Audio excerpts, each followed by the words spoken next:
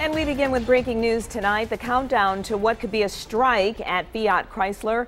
40,000 workers prepared to walk off the job. Right now, closed talks are underway at the bargaining table. The United Auto Workers Union could give the order a minute before midnight, or they could keep negotiating. And we've learned the picket signs are all set to go. We have team coverage monitoring this. 7 Action News reporter Curtis Jackson is at the Warren stamping plant. But we begin with Simon Shaquette, who's live outside UAW Local 7 in Detroit. Simon. Glenda, Heather, as you've said, we have confirmed that negotiations are still underway, but in just 2 hours, this UAW local could be filled with workers who are ready to strike. Tonight, there is new video of picket signs ready to go. As they leave the factory, United Auto Workers at Fiat Chrysler Automobiles know the stroke of midnight could bring the first strike since 2007. But I'm fortunate enough to be married and have a wife who contributes, so we're prepared. Just after midnight, when a contract extension expires, 40,000 workers could be told to leave the job and report to local union halls. On Facebook, UAW explaining strike pay, benefits, and picket line duty. As many as 17,000 newer workers have never been part of a strike. If they call, I'll support my union brothers and sisters. That's all I can do. Yeah, I tried to prepare as much as I could, get everything together, just in case, stand with my union brothers. The last tentative deal was voted down by a 2/3 margin due to anger over a 2-tier wage system and small car production headed to Mexico. If there is a strike, workers get just $200 a week, and FCA can survive in the short term, but could eventually lose up to $1.6 billion a week and $70 million in operating profit and $31 to $35 million in net profit. That said, there could still be a new agreement, another extension, a targeted strike at select plants, or, of course, a nationwide strike. Both sides have promised to notify us just as soon as there is a change. We will be here all night to bring you the very latest breaking details. Live on Detroit's East Side, Simon Shaquette, 7 Action News. All right, thank you, Simon. And we continue our team coverage tonight with 7 Action News reporter Curtis Jackson. He joins us live from the Warren stamping plant. And Curtis, what's the latest there?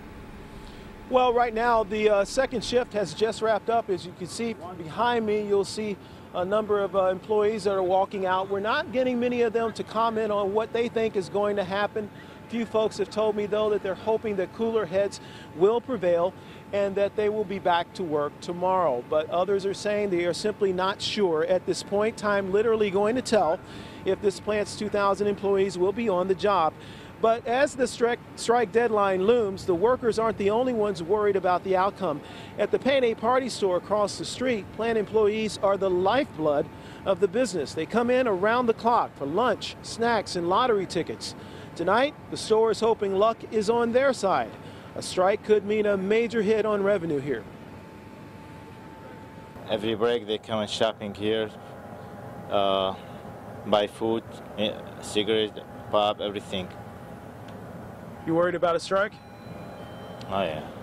How bad will it hurt your business? If they close, big problem over there. Because 70%, you know. A lot of money. Yeah. Oh yeah. Oh yeah. A lot of worker here, almost 7-8 workers. Okay, as you can see, workers starting to come out after second shift tonight, ended at 10 o'clock. Not sure whether or not they're going to be able to reach any sort of agreement. I'll try to see if I can get a couple of people here to talk to me here in just a moment. Actually, Rick, can you come back over here for me? Come back over here for me. Mind if we ask you a couple of more questions? We talked to Rick here just a little moment ago about his concerns. And Rick, you were telling me that you had a strike back in 1996, and it's not a fun thing. That was a local agreement strike. It wasn't a contract one. But, you know, strikes aren't a good thing. No matter what you gain, you never get those wages back made up, you know. And then if you're like back then, I had a family of 4 kids, you know, and the strike pay was like $100. Well, you know, your lights, gas, electric, and car, house, that all still keeps coming, you know. And then, believe it or not, the kids got the nerve to say, hey, you know, we still want to eat too. So, and it's not a good thing, you know. Nobody really wins, you know, but it's got to be done. You got to do what you got to do. And you're a veteran. Most of the employees now have never been through something like this. They've never been through one. And most of the Chrysler employees, we've never struck over a contract. We've still kept working over the local agreement, you know, through the last contract. This was a local gig, you know. But, yeah, I mean, you got to do what you got to do, but, you know, to look out for the welfare of your future, you know, but you know, you don't get something for nothing. You're going to pay the price for it. All right, you know. Rick, best of luck to you. Yep, Thank you, man. thanks. Well, so there you have it. A lot of workers here concerned about this potential outcome. We're going to be here waiting for this decision, and hopefully it will be a good one for the workers here. As you can tell, a mixed bag, some wanting to get back to work, some simply not sure, some saying that a strike might be the best course of action. We'll have much more for you later tonight. For now, live in Warren, Curtis Jackson, 7 Action News. Certainly a tough decision. Thank you, Curtis.